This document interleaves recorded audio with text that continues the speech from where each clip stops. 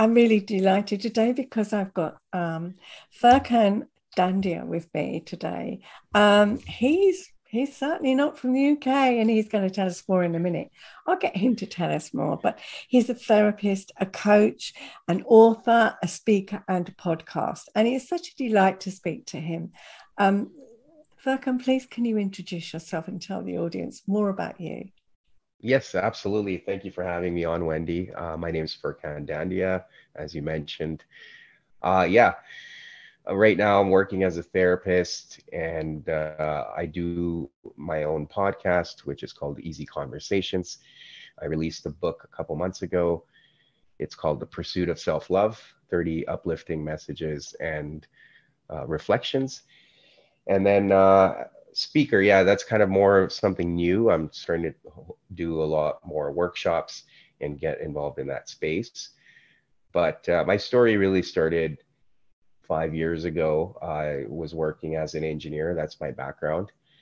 And I went through, well, actually, yeah, went through a divorce, a separation, and um, that was difficult. It Mm, forced me to look inside, look inward. There was times where I was still playing the victim, externalizing a lot of my own healing, jumped into another relationship without doing the work to heal. And then my partner at the time and I, both of our unhealed trauma kept coming up yeah. and we kept projecting it onto each other. So when that relationship ended, that was an opportunity for me to really take accountability because it was like, okay, this is another failed relationship and I can't keep blaming other people for my own healing. So about 2 years ago, I decided to really take some time to go into solitude, as I call it. I mean, I didn't go into the boonies or the woods and hide from everyone. I just took some time to step away from a lot of the socializing I was doing and start reading books, take good care of my health, my sleep. And I started realizing that, okay, this love I've been seeking from other people so I could feel good enough, I could give that to myself. It's always been there. Yeah. So why am I constantly seeking it out in others? And that's kind of the reason why I put this book together, Pursuit of Self-Love, because that's essentially what I went through. And then as part of that work, now that I mean, I'm still making mistakes and learning. I've realized that I have this Mm. passion. Yes, yes, this passion and drive to help other men in a similar fashion. It Yeah. doesn't necessarily have to be a divorce, it could be anything, Mm. but ultimately boils down to childhood trauma that we hang on to and we'll either project it or we'll repress our emotions, and that comes out in different ways. So how can I be an advocate for men and talk to them and support them through their own growth? So yeah, that's a little bit of my story. Okay, great. Thank you for sharing that. And Yeah. I think I resonated with you when you said you were in victim mode when your relationship broke down, because I can recall so readily that feeling of it was all him. He Hmm. was damaged, and yes, he was. He did have uh, mental health issues. And he'd had a dreadful Hmm. childhood, but it was so. Therefore, it was so easy to say, "Well, yeah, it was you. It was you." Um, and it took me a while to actually start taking responsibility for my part in it. Obviously, long after we parted, but it was, hold on a minute, how did my childhood traumas, my childhood experiences, how did they play into it? Yeah. And that's actually, it's quite empowering when you realize that. It's a little shaming, I felt as well, like, oh, Right. I didn't own that. Um, Hmm. but I think once I started, then I think, well, actually, it's quite empowering because now I can see and now I can start my healing, which was way long overdue. But yeah. Right, right. Yeah, absolutely. And I think to your point, there's so much agency when you are able to take responsibility for your part. Because a lot of the times people end up thinking, and I used to think like that too, that life is happening to me, Yeah. right? All this stuff is happening to me. Yeah. And then looking back as I started the healing, I realized, no, no, no, no. This was all happening for me. I've just been blind to it. Mm, yeah. So is that the reason that you started your kind of training as a therapist and coach and so on? Was it the divorce that was the trigger, would you say, the break Yes, in the relationship? Yeah. absolutely. Yeah, I mean, for me, there's a lot of shame around the divorce, especially in my culture, which is East Indian. Okay. I mean, there's shame in all cultures. Like I live in Canada, so there's definitely shame there as well. But yeah, there was a lot of shame, and I struggled to talk about it with my friends. Now, that part of it was my own choice as well, because I internalized that shame. But I did find reprieve in going to see therapists. So I had multiple therapists over the course of 2 or 3 years, just working with different people at different times, like different seasons.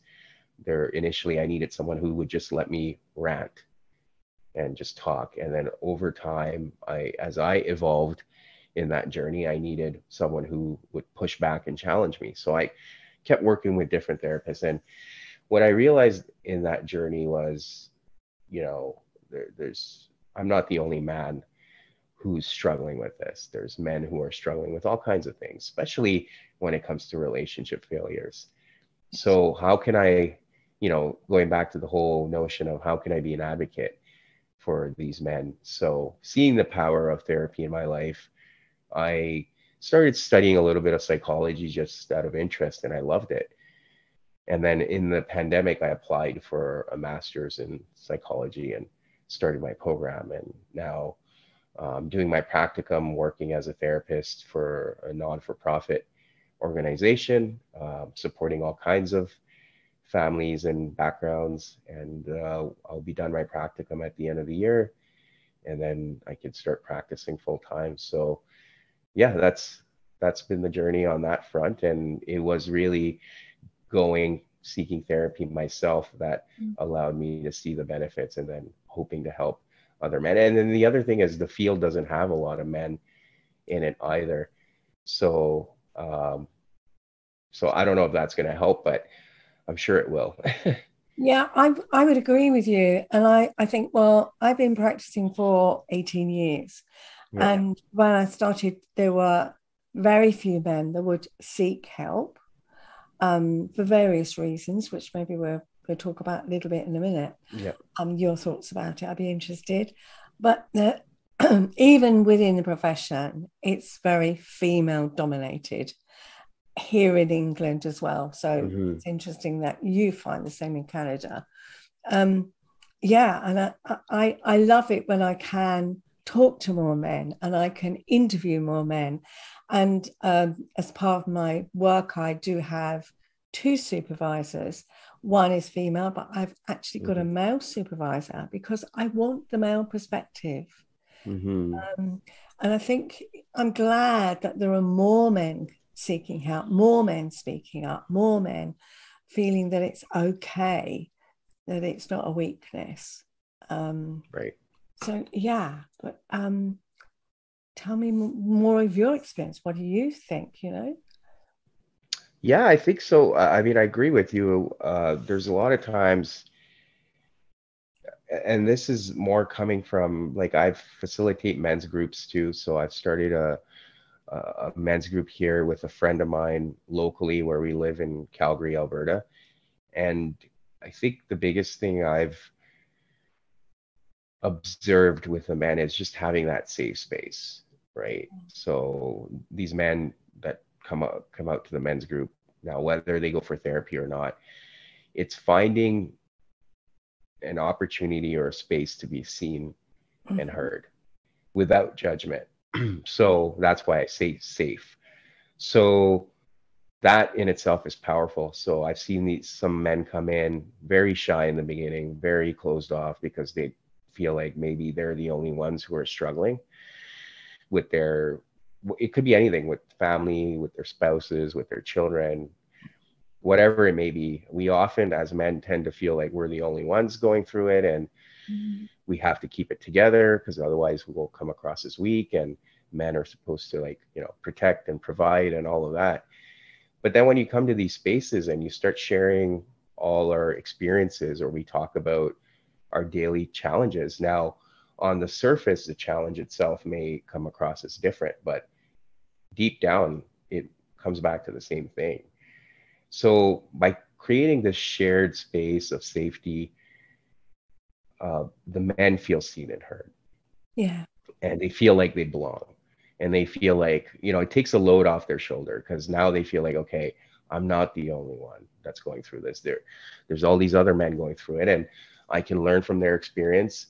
I can share my own experience, and collectively we talk about it. And I don't think anyone really has the answer, but when you start talking about these things, you can get closer to an answer. And it's still not complete, but it supports each other, right? And that's why I think it's powerful for men to be able to seek that therapy too.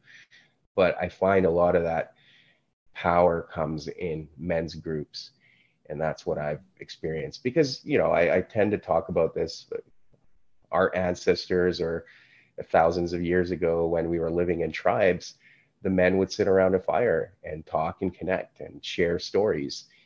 And we've lost that, especially in the individualistic world we live in, the cultures we've created. It's You're out there for yourself, and it's hard to have that connection. So that's what we've cultivated here in the men's group. But then also talking about therapy and how beneficial that is, we're hoping that men start opening up, and we're seeing a huge shift. But like I've said, in other places where I've been interviewed, the numbers speak for themselves, right? Like the statistics around men who die from suicide is very high.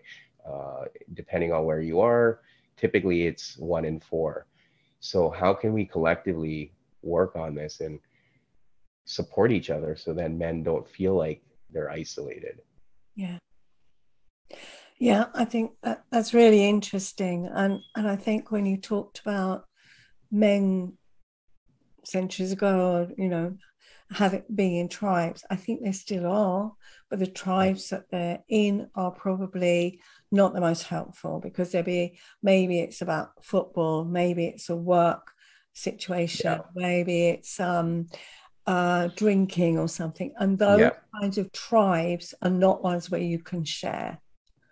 So Absolutely. I think I think it's wonderful that you're creating these men's groups, because you're creating safe tribes. Hmm. Yeah. And I think a place where they can feel, I'm not going to feel shamed. I'm not going to feel judged. I'm not going to be laughed at. I'm not going to be mocked. I'm not going to be told to man up. I think all of that. And I have to say that women are just as guilty of saying those things Hmm. then, which is horrendous.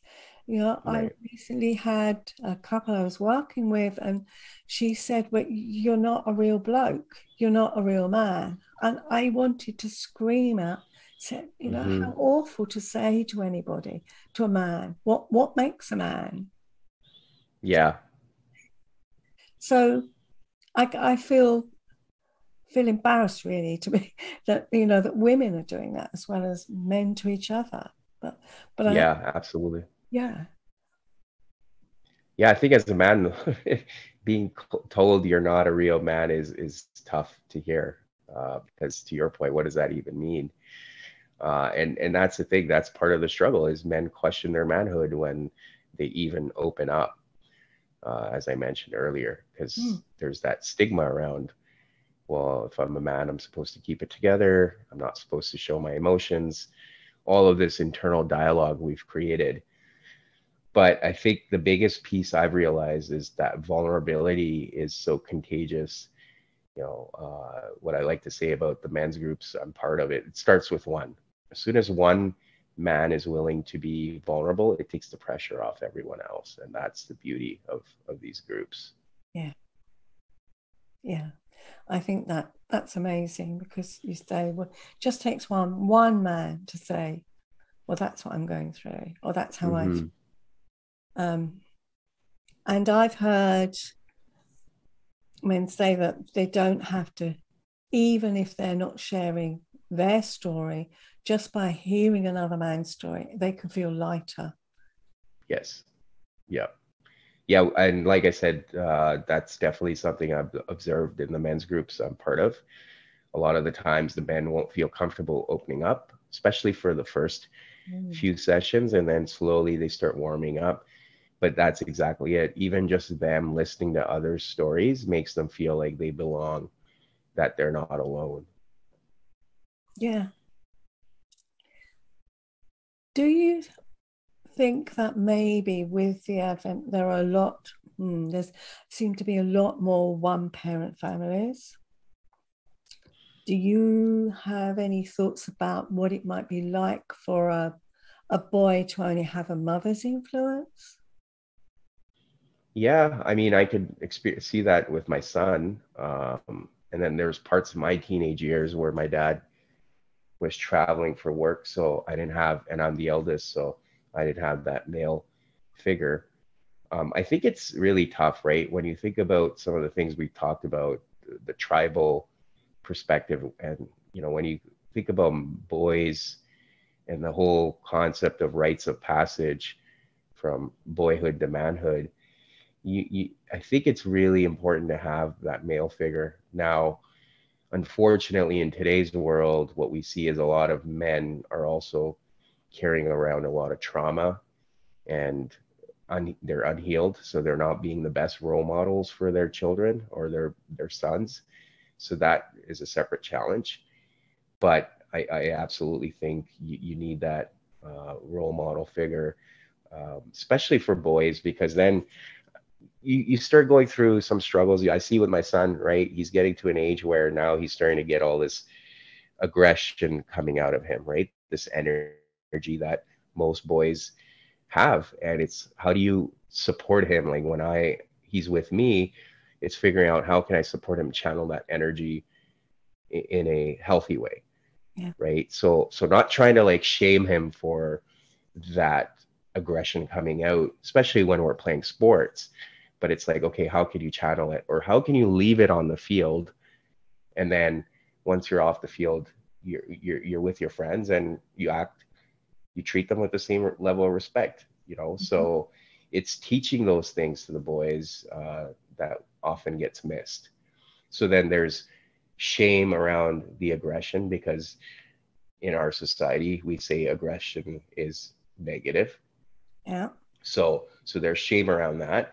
But then even if they are releasing that aggression, how can you channel that after the fact, that okay, that's just one part of me. Now I have to get off the field and realize that okay, I still have to maintain relationships and I still have to show respect. So I don't know if that answers your question, but that's just one example, and something I've recently seen in my son as he's growing older, that he's trying to figure it out as well. And how can I be a guide rather than shaming him, and supporting him through that process? Yeah. And it's very, and it's like, if boys especially, even well girls as well, if you don't have that male influence, you're only getting a female's, the mother's perspective, the female Mm-hmm. perspective. And we need both. We need to know what a good male role model is like, um, and what a good relationship looks like. And that's hard when you split from your partners, when the relationship splits. But I think also you're getting a mother's view of what her son should be like. And that's a Mm-hmm. very one-sided way of looking at things. Sometimes I think the son can feel that he's got to take over as the head of the household, and that's a huge Yep. pressure. And then you've got the mother kind of, instead of treating her son as a boy and needing that male influence, she's leaning on him, or maybe putting the blame and saying all men are dreadful and so on. I mean, there's lots of Yep. messages that can get quite distorted, aren't there? Yeah, absolutely. And that resonates for me. I remember like I ended up taking on that role of being the eldest, and then with my father not around as much, I ended up taking on that role of being Mm. the head of the household. And that comes with a lot of pressure. I carried a lot of weight on my shoulders, and it was, in some ways, at times it was toxic because I didn't know how to handle it. Yeah. And I went for therapy. Well, I mean, I did go for therapy, and we talked about that too. And my therapist said, your mom never asked you to take on that role. Right. And I was like, yeah, that's true. So that made things a lot easier for me to move past that, because there was always this um, pressure on me to be like, okay, I'm going to take care of everything.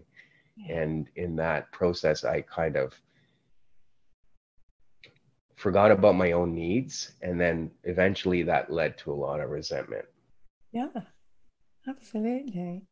Yeah. And I think that's very honest of you to sort of own up to that, because and share that, because that's a difficult one. And I guess if you feel that you've got to be the strong man, then how can you show your vulnerability?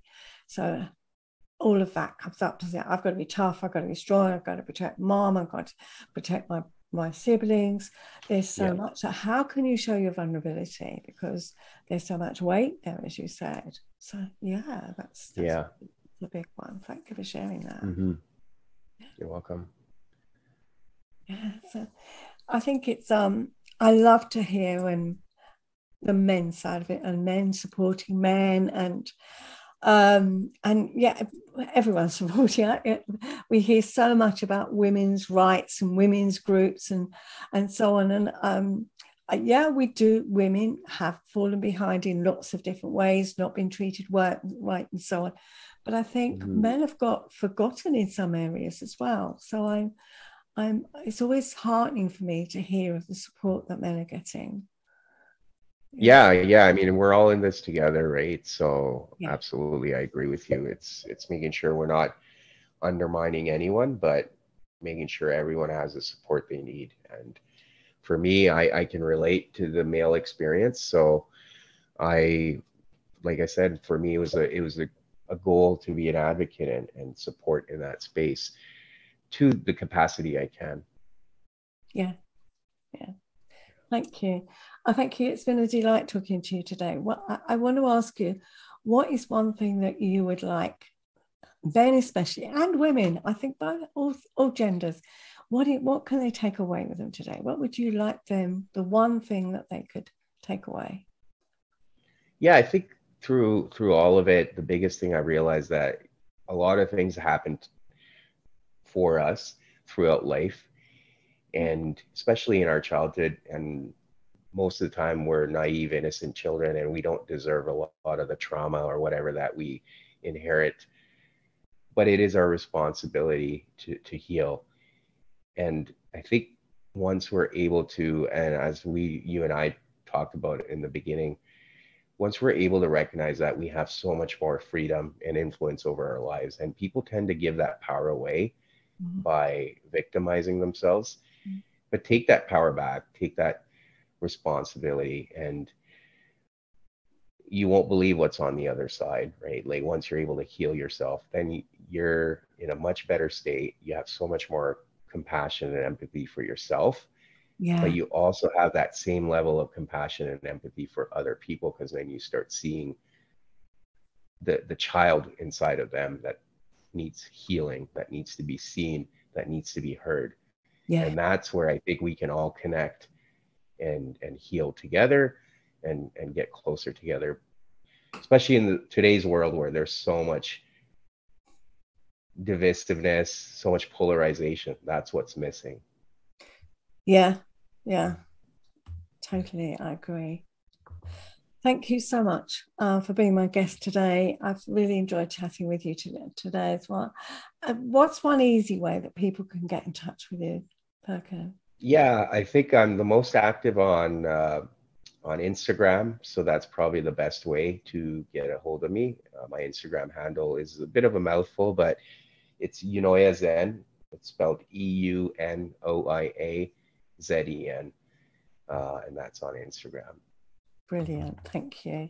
Thank you. I'll put all your details in the show notes, but it's just a nice way that people, an easy way that people can find you. I love Yeah. following you on Instagram. You have some great posts on there. So it's been lovely to connect with you. So thank you. Thank you for your time. Yes. Yeah. Thank you for having me, Wendy. I appreciate it.